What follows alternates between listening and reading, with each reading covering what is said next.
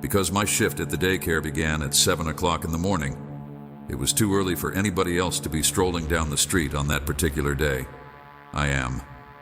On the other hand, I like to arrive early in order to have things ready. It was still dark, which I detested. Having to go to work so early, I knew it was risky anyhow. It was a typical day, but everything was about to change. At that precise moment, as I was heading towards the bus stop, I noticed him, a small kid. He was standing in the corner, arms around his body, shivering. There shouldn't be a child there. There was no reason for there to be a child there. At that hour, when there was no adult present, I approached him with caution. The sound of his crying was barely audible, but it was enough to make my skin crawl. He was crouching down with his face hidden in his hands. When he looked up, I saw that he was injured, with dried blood on his cheek and an expression of terror on his face. I had never seen anything like it on a child before. "Hey, are you okay?" I tried to approach him and see what had happened to him, but before I could get to him, the boy gave a start and started running. I didn't think twice about it, that something was wrong, because I could see it in his eyes. I had to reach him in order to find out what had happened to him. I couldn't find him. I followed him despite the fact that I was terrified. But the boy was running so fast that he turned the corner and went toward an abandoned construction site that I had seen 1,000 times on my way to work without thinking about it. I followed him inside the place, which smelled musty and dusty, and the windows were broken. I left him alone in that condition. Broken, and there was almost no doors. This was definitely too dangerous a place for a child, especially one running scared. I looked around searching for the boy, but he had disappeared. "Boy, wait, please don't be afraid." But no one answered. I didn't know where he had gone, but something told me I had to find him. As I continued to make my way through the corridors, avoiding obstacles and stairs that appeared to be falling at any moment, I suddenly became aware of footsteps. These footsteps were light and small, like those of a child running. They were coming from a room at the end of the hallway, and I ran towards it in the hopes of finding him. I pushed the door, which was not even on, and when it fell, I saw a silhouette. The silhouette was not that of a child. Rather, it was that of a huge, hairy wolf standing in front of me, staring at me. The wolf was an enormous creature, with dark fur that allowed it to blend in with the shadows of the room. It was looking at me as if I were a child. Its next prey, its eyes filled with rage, I knew at that moment. I had to get out of there. I couldn't understand what had happened to the boy. I swear I saw him come in here. Was that beast, the wolf, growled. And before I could process what was happening, it lunged at me. I didn't think I just reacted. I ran for the back of the room. I ran for the back of the door, but tripped over a piece of broken wood on the floor. The wolf was on top of me before I could get up. I felt its hot breath on my neck as I struggled to keep its sharp teeth from sinking into my skin. I managed to push the wolf off with all of my strength and threw it into another room. I ran to the door and threw it into another room. I ran to the door and took it away from me. I slammed it shut and locked it with whatever I could find at the time. The wolf was pounding on the door with an enormous amount of force, and each blow shook the wood. The wolf was trapped, but not for very long. I didn't know how much longer the door would hold, but I needed to think of something quickly. Finally, the pounding broke the silence that had been surrounding the door. Followed was almost worse than the knocking. I approached the door slowly, not daring to breathe just when I thought the wolf had given up. I heard something different. It wasn't knocking or growling, but something more human. Soft touches, as if someone was suddenly knocking on the door. I couldn't leave. I cautiously opened the door, expecting to find someone injured inside. However, what I saw caused me to recoil. The wolf was standing there, but it was not a wolf. Its front paws had become human hands, its claws had become fingers, and its fur was gradually disappearing, leaving a human skin in its place. I was shocked to see that it was not a wolf. Despite the fact that his face was still partially covered in fur, it was beginning to take on a human appearance. His eyes, on the other hand, remained the same. They were still yellow and glowing with an animalistic rage. He was not quite a man, but he was also not quite a wolf. Before I could react, it attacked me once more, and I narrowly avoided falling to the ground. I stood up just in time to escape his claws reaching me, but his next assault caught me in the shoulder, pushing me into the wall. The pain was severe, but the dread was much more intense. The werewolf came at me with a tremendous force, and his body was still transforming. Every instant was clumsy but violent. I overcame it. I knew that if I didn't do something soon, I wouldn't be able to make it out of that building alive. I searched desperately in my bag for something to defend myself, and then I found it my pepper spray. I quickly pulled it out and sprayed it directly in his face. The man screamed a mixture of roar and a scream. I felt like I was going to die. A human scream, and started rubbing his eyes in desperation. I took advantage of those seconds of head start and ran for the exit. I knew I wouldn't have much time before he attacked me again. I ran down the hallway, the man's footsteps echoing behind me. He was getting closer and closer. My breathing was frantic, but I could not stop myself from running. I didn't give myself permission to look back. I just ran, knowing that the only way I had a chance of surviving was to get out of that place. I finally made it to the entrance of the building, but before I knew it, the man was right behind me. I was still blinded by the pepper spray, but I was alert so that I could hear where he was. I had to be careful. Careful. Any noise could end my life. Instead of opening the door, I hid behind a pillar and waited for an opportunity. He was staggering and still rubbing his eyes, which indicated that his vision was impaired. I knew I only had a few seconds to react. When the werewolf turned, I lunged for the door and pushed him with all of my strength. He fell to the ground and roared in pain. Pain as I ran desperately. I turned around once more, only to confirm that he was not following me. Now there was neither a man nor a wolf. It was a boy. The boy who had tricked me into entering the construction zone. I ran down the street without stopping until I reached the corner where I could finally stop too. I took a moment to catch my breath before looking in the direction of the construction site. There was no sign of anyone there, so suffice it to say that I obviously did not go to work that day. I called in sick, but I was at a loss for words. I stayed at home, locked up mentally, going over every detail. It didn't make sense. I didn't go to work. Believe in werewolves, and that didn't look like one. It was a being that could change its shape on a whim. It was a shapeshifter. None of that made any sense. The only thing that mattered was my life, and if I went back there, I could lose it. It took me several days before I could go out again, and when I did, I passed by the building, but it was empty. Emptiness. There was no evidence of the kid. There was no sign of the wolf. There was no sign of the guy. It was as if everything had been wiped from that day forth, wherever I go. Every time I leave early in the morning, I can't help but peek around every corner. I felt like that creature was out to get me, even though I was perfectly safe. I don't have any evidence to verify it, and I haven't experienced it again. I felt that he was still out there in some way, and that he would ultimately find me.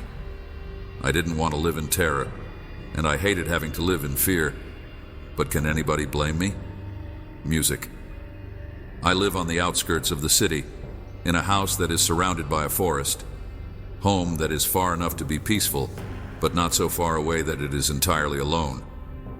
I came here a few years ago, in search of a change of scenery, since I had just ended my relationship with my girlfriend.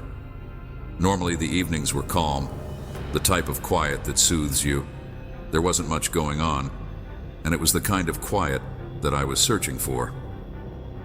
It was one of the aspects of the location that I enjoyed the most. It all began one evening when I was finishing up watching a series in the living room, relaxing. There was nothing out of the usual. I had a hard day at work, and the last thing I anticipated was to be disturbed at that point. I decided to remain for a little bit longer. I was watching television, but I started to become aware that my exhaustion was getting the better of me. I was about to turn everything off when I heard a knock. At first, I thought it was a branch from the tree that was located outside the house. It was not unusual for the wind to move things around. I ignored the noise and prepared to turn off the television. However, the thud was repeated, and this time it was louder. I stood there for a few seconds, paying closely to the sound. Another knock came, and then another. It was no longer a coincidence. I got up and walked to the window, but I saw nothing. I then decided to check the security cameras that I had put as a precautionary measure. Then that's when I noticed something that I didn't anticipate seeing on the video screen. A young man was pounding on my door and various objects that were on my porch in a desperate manner. The guy seemed to be terrified. His clothing were ripped, and there was blood on his head. He appeared to be confused, but he did not have any weapons. The scenario appeared to need me to assist him, and I couldn't simply ignore him. I approached the door, but before I opened it, I chose to check through the hole. It was then that I observed that the guy was breathing in an anxious way. Even though it was evident that something was wrong with him, I couldn't ignore him. There was something about his posture that made me feel uneasy. He did not appear to be in a desperate state like he had in the past. Now he appeared to be different. I pressed my eyes more firmly against the hole and watched him once more. It was obvious that he was standing in front of my door, determined from one moment to the next. I didn't understand what was going on, but I felt that opening the door would be a big mistake, so I took a few steps back from behind the door. The guy's attitude completely changed, and he began banging on the door with his body. He didn't act like someone who was looking for shelter. Rather, he acted like someone who was determined to get in. "Door," I yelled at him. "What do you want? I'll call the police." There was no response. All I heard was a guttural, inhuman growl that made my blood run cold. The guy banged on the door once more, but this time he was using his head. He was using all the strength he had. The wood creaked, and that made me feel sick to my stomach. Panic, I couldn't wait any longer. I ran directly to the phone and phoned the police. I told to them what was happening while I continued to look through the hole. The man was flailing and then jerking backward. Suddenly he collapsed. He dropped to the ground. He began to fall to the ground. He collapsed to the ground in a peculiar manner, as if he had lost all control of his body. I believed for a second that the issue was done, that he had harmed himself enough to quit. But then I recalled the windows. I still left them open. I felt a wave of dread and hurried around the house, shutting each one. As quickly as I could, I couldn't take the chance of him coming in from another side. When I finished securing all of the windows, I went back to the door, thinking that perhaps the guy had already left. However, he rammed the house once more with more force than he had before. This time, the door creaked in a way that made me realize that it wasn't going to open. To hold on for much longer, the pounding echoed throughout the structure, becoming more and more violent. Finally, the door gave way and he entered. The guy ripped off his shirt, revealing his torso covered in symbols that I had never seen before. These symbols were strange marks cut into his skin, and some of them were still bleeding in his hand. He held a razor. When he came walking towards me, he was small but sharp. He was completely desperate and barely able to keep his balance. I tried to keep my distance, but every step I took backward, he replicated it forward. He was calculating something, but I didn't know what it was. Then, without any prior warning, he lunged at me. I managed to narrowly avoid him, and he came at me again, crashed into the wall as if he had lost control in his lunge after that. He continued walking towards me, but at this time he stopped. He moved to the center of the room and raised his knife, ready for another attack. I yelled at him, trying to stop him with words, but he didn't seem to hear me through his eyes, which were empty, as if there was nothing there. Was there nothing inside of him? Suddenly, he started to spasm, and what occurred next was even more terrible. As he convulsed, his eyes changed, and his stare became fixated and filled with hatred. He dropped the knife, but he didn't stop. Instead, he sprinted towards me with increased urgency. I barely had time to react before he knocked me to the ground. His hands began to claw at me with violence that I could not have imagined. His every move was brutal, as if he was trying to disfigure me. I felt the pain this time. Forced this time, he maintained his balance and no longer appeared to be clumsy. In fact, he was like an animal. On my skin, the scratches felt like deep cuts, but I had no choice but to try to defend myself. He grabbed me by the neck and began to push into my eyes with his thumbs. The pressure was unbearable, and he was attempting to blind me in order to kill me in the most horrifying way possible. My hands were trying to push him away, but I was unable to do so. Was not strong enough. I was about to give up when I heard sirens. The police had arrived. 2 officers rushed into the house, and between the 2 of them, they managed to pull the man off of me, still even handcuffed. The guy continued to struggle with irrational strength. "You don't understand. It will all be for nothing. Everything will be for nothing." After that, he began yelling in another language, which I believe was Spanish. Meantime, he was attempting to break free, but the officers were holding him down with all of their might. However, even they didn't seem to have complete control over him. Blood must flow, and something must be done to him before it's too late. That was the last logical thing I heard. Control over him. They dragged him out, but even though he was handcuffed, his eyes were still fixed on me. He continued to scream and swear that he wasn't going to rest until there was blood. I sat there on the floor, every part of my body burning from the blows and scratches, and I couldn't process what had just happened. I was unable to sleep that night, and I sat on the couch staring at the shattered door in an attempt to get my thoughts together. The police took him away, but it was not without effort. His scream finally faded away in the distance as they bundled him into the car. I was silent, trying to catch my breath and trying to comprehend what had occurred. The blood marks were still present, and whenever I closed my eyes, I saw his face disfigured by anger. His hands were attempting to kill me. The police called me the following day, and they informed me that they had arrested the man, but he was still acting in an erratic manner. He had attacked the guards, and he kept mentioning that he had attacked them. They asked me if I knew him, and I told them that I had never seen him before in my life. Other times, I watched the CCTV footage of his attack. My most recent conversation with the police was when they told me off the record that the man was insane and that he had escaped from the care of his family. I told them that I had never seen him before. Who refused to send him to a psychiatric hospital.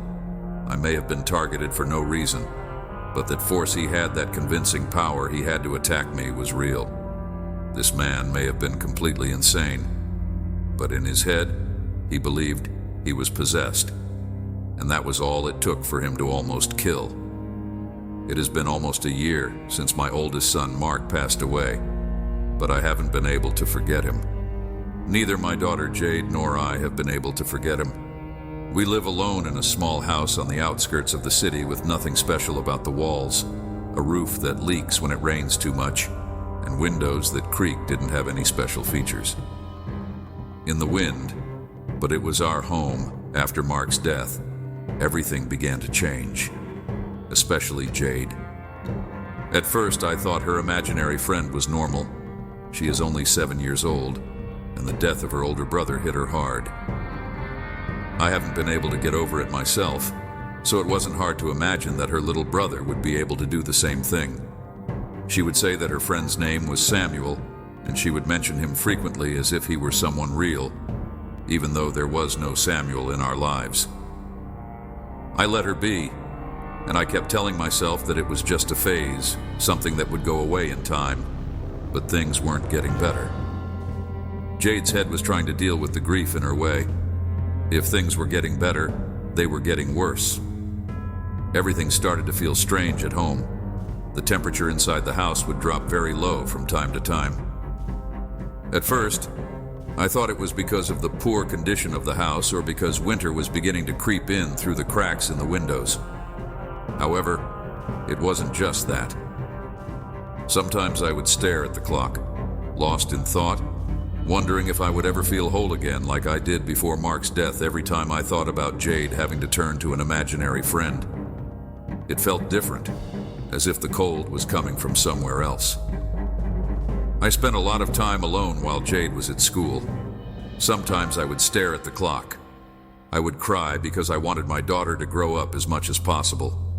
One afternoon, while Jade was playing in her room, I decided to go through some old photos on my cell phone. I liked looking at pictures of Mark, even if they hurt. It was my way of feeling him close to me and keeping him with me, despite the fact that he was no longer with me, was gone. But as I was looking through the gallery, I came across a video that I had forgotten to take. When I opened it, I realized that Jade had in the video that she was sitting on the floor of the living room playing with her dolls. The strange thing wasn't watching her play. What happened next was a glass that was on the floor behind her. The dining room table, which was located a few feet away, started to move. At first, it was a slight tremor that was barely perceptible, but then it slid a few inches. No one had touched it, and there was no one nearby. However, what surprised me the most was Jade's reaction. She did not panic, she did not scream, and she didn't even notice it at first when she finally saw it. At that moment, she only smiled and clapped her hands. Samuel, I was completely taken aback. How was it even possible, Fee? She only smiled and clapped her hands. Samuel, I was completely taken aback. How was it even possible for the glass to move on its own? What's more, why wasn't my daughter afraid? I made the decision to address her that same night. I walked into her bed and sat next to her. My daughter was terrified. To get a better understanding of the situation, I inquired about Samuel while I was lying on the bed. I had a thought that went through my mind that perhaps it was Mark. Perhaps his spirit was watching over his sister from beyond the grave. This thought brought me comfort. I wanted to believe that this would not have to be a negative thing at first. Perhaps it was a blessing in disguise from the beginning. My daughter didn't want to answer me. She was always very charismatic, so seeing her so inhibited was something new. What caught my attention most was not only her lack of response, but that she wouldn't look at me every time I asked her a question. She looked to the side, as if she needed someone's permission to answer me. Before I left, she told me not to worry, that she had a message for me from Samuel. She said he told me to tell you that he will meet you soon.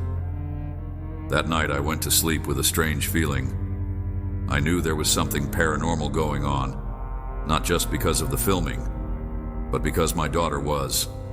My daughter was acting strangely, and I prayed that it was her brother's spirit. However, the idea seemed far away, and the presence felt frightening. My daughter did not feel safe. I closed my eyes in an attempt to push those thoughts away, but when I fell asleep, I had a terrifying nightmare in which I was walking around the house in the dark. Looking for Jade, the cold was awful, and my breathing was growing heavy with each step I took. I felt as if I was going closer and closer to something terrible.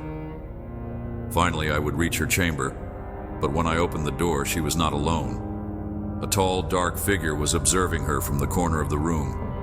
I couldn't see his face, but I could feel his eyes on me, and fear paralyzed me. I woke up startled, sweating, and with my heart pounding. I tried to reassure myself by telling myself that it had only been a nightmare, but when I turned toward the door of my room, I saw something that took my breath away. The light coming from the direction of the door. The hallway was blocked by a figure that was not human. It was taller than anyone I had ever seen before, and its silhouette was grotesque and deformed. The most disturbing aspect of the figure was that its eyes were enormous and yellow, glowing in the darkness. His skin was covered in thorns, and his face was completely deformed. Thank you for taking the time to take a look at it. Care of the girl so far, you've done a good job. Now go to sleep. The figure smiled, and just before I could scream, the door slammed shut. I jumped out of bed. Panic taking hold of me, I ran to the door and flung it open, expecting to see the thing in the hallway, but there was no one there. There, I lifted my head and saw the door to my daughter's room move. I can't describe to you the fear and panic I felt at that moment. I ran to her room. My feet hit the floor hard, but as I reached the stairs, something invisible pushed me with such force that I rolled down the steps. The pain was inexplicable. I ran to her room there without wasting any time. I ran to her room. My feet hit the floor hard. Although I was certain that I had broken a bone, I attempted to stand up, but my legs were shaking and I was unable to move. I felt weak and vulnerable, and I was unable to protect my daughter. Just as I was attempting to sit up, I saw someone coming down the stairs. It was my daughter, but she was not alone beside her. A monstrous figure walked slowly. His head bowed towards her. "Say goodbye to Mom. You'll never see her again." "Goodbye, Mom." When I saw Jade, I noticed that she had her eyes closed, as if she was asleep or in a trance, completely oblivious to what was happening. I tried to scream. I tried to move, but my PO wouldn't obey me. All I could do was watch helplessly as my daughter descended the stairs with that being. When that thing passed close to me, I felt a cold so intense that it made me squirm, and then suddenly I began to vomit. A thick black liquid came out of my mouth as blood gushed from my eyes. It was as if my body was being destroyed. I wanted to burst from the pain, because it would give me enough energy to do something that I needed to do in order to save my daughter. All I could do was watch him take her away and walk away. The pain was unbearable that came from the inside, just by being near that presence.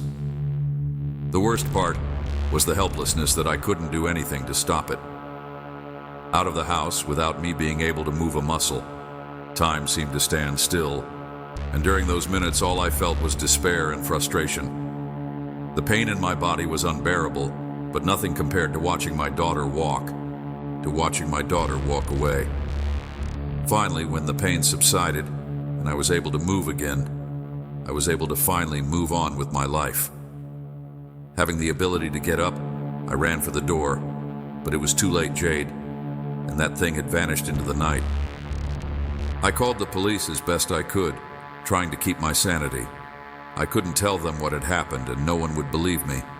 I told them that someone had taken my daughter, and that I had seen a strange figure in the room. Home. It was the only thing that I could think of. 2 agonizing days passed. The police discovered no clues, no trace that anybody had entered the house. They questioned me, questions over and over again, but I had no answers. I believed I would never see my daughter again suddenly. On the 3rd day, I received a call. This was the only thing that I could think of. Jade had been located. She was more than 50 kilometers away from our home, and she was disoriented and alone. I went to the police station to look for her right away, and when I saw her, she was not in good physical condition. She appeared to be malnourished, and she had scratches all over her body. Jade did not remember anything that she had told me about the time she woke up. I don't know what happened and probably never will, but I had my daughter again. The issue is that she didn't come alone. In general, she acts normally and does the things that she would do. But when it comes to sleep, things happen very often because she doesn't remember how she got there. I don't know what happened, and probably never will. Her in various parts of the house, the doctors tell me that she is sleepwalking. But there are some things that don't match up when I talk to her while she is sleeping. She looks at me, she stares at me, and sometimes she even gives me a big smile at that moment. I don't feel that she is my daughter. The only thing I can do is try to get her to look at me. I just want my daughter to be all right.